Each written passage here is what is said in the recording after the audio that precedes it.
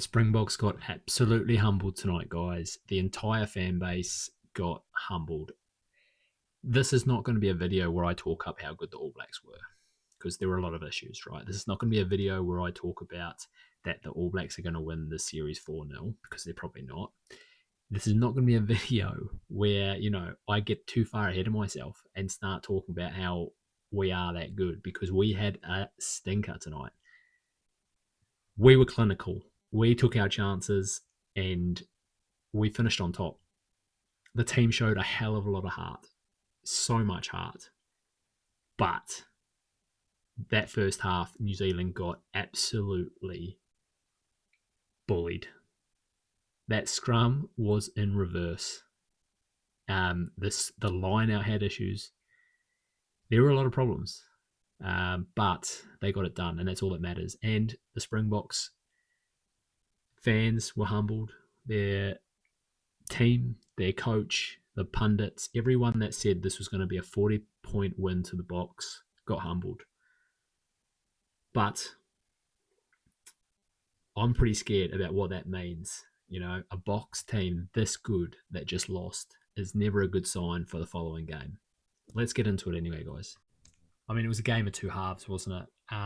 The Boks in the first half were just scary. It was men against boys, really. They absolutely demolished the All Black scrum. I just had this thing ringing in the back of my ears here, remembering Rennie saying during the week, our scrum will bar up. And it was not barring up. It was not barring up at all. It got demolished. I don't know how, I don't know if the Groot had a bit of an injury there with his knee. It was strapped heavily. Maybe that contributed, but it didn't. I mean, they got absolutely smashed. It was in reverse every single time there was a scrum. And in fact, I don't even think the Boks had their own scrum feed till the second half. So that was scary. It was not good. It was not good signs. I think things started to improve there slightly when Bauer came on, but it still had some issues after that. I look at this game and I kind of, I'm not going to sit here and say the Boks lost that one, because I think the All Blacks, they took their chances. They played well at times they played well. They had some really, really nice plays and they pulled it back together in the second half. So I don't want to say that it was just entirely the Boks that sort of let that one slip, but they played very conservatively, didn't they?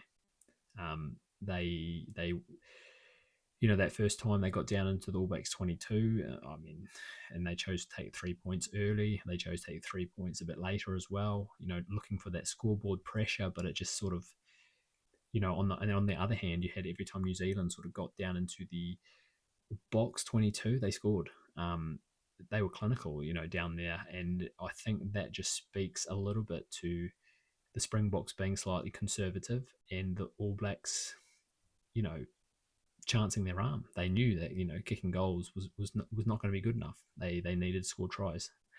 It was pretty clear that, the South Africans made a lot of mistakes down in the All Blacks 22.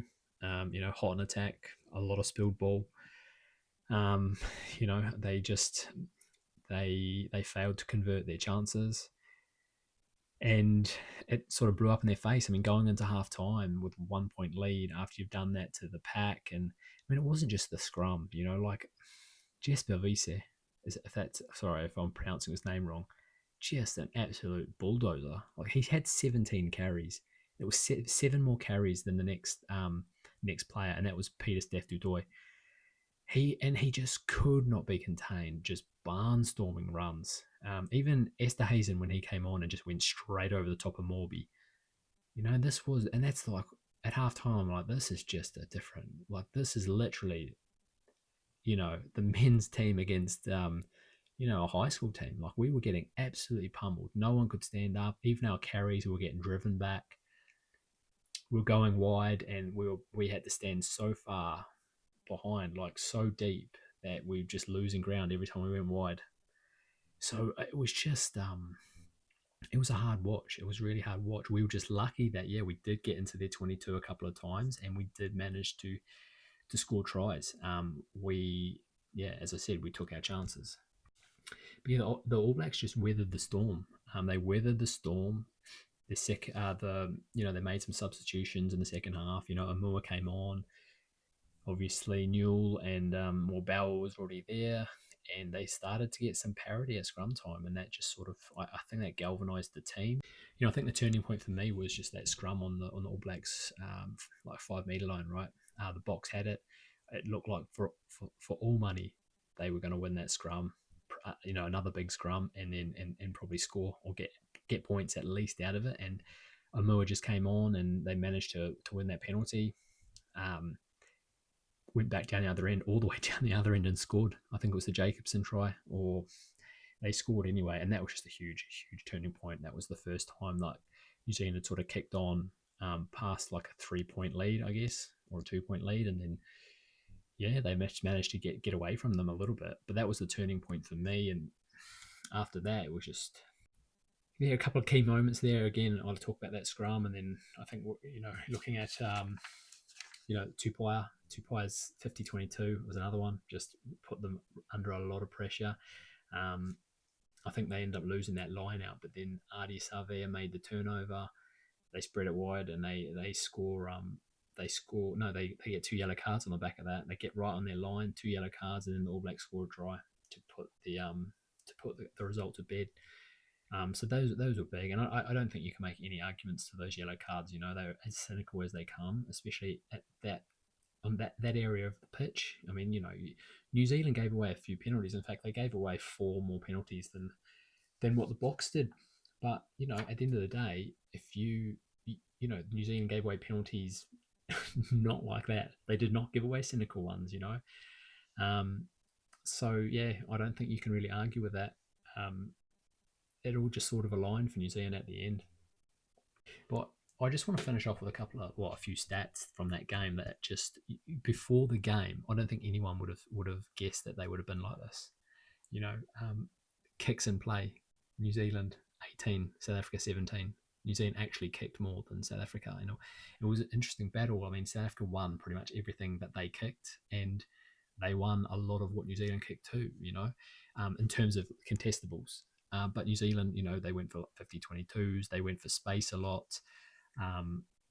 They changed things up a little bit, but it's surprising to see New Zealand kick that much. I think a lot of it was down to the pressure that the Box put on them, because a lot of them was Roygaard trying to get it out of their own end.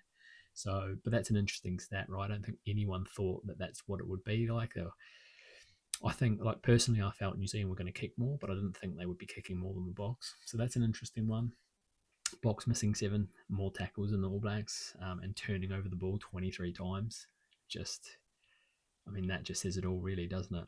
And then, as I mentioned, the 22 zone entries, New Zealand getting 3.6 points per zone entry, and the Box only managing 0.9. Now, that's obviously an indication of who took their chances, but it also adds to the fact that when New Zealand did get their chances, they went for the try. They went for maximum points, whereas South Africa played a little bit more conservative and didn't get as much bang for their buck in the New Zealand 22. So, it was just a game of two halves, really, wasn't it?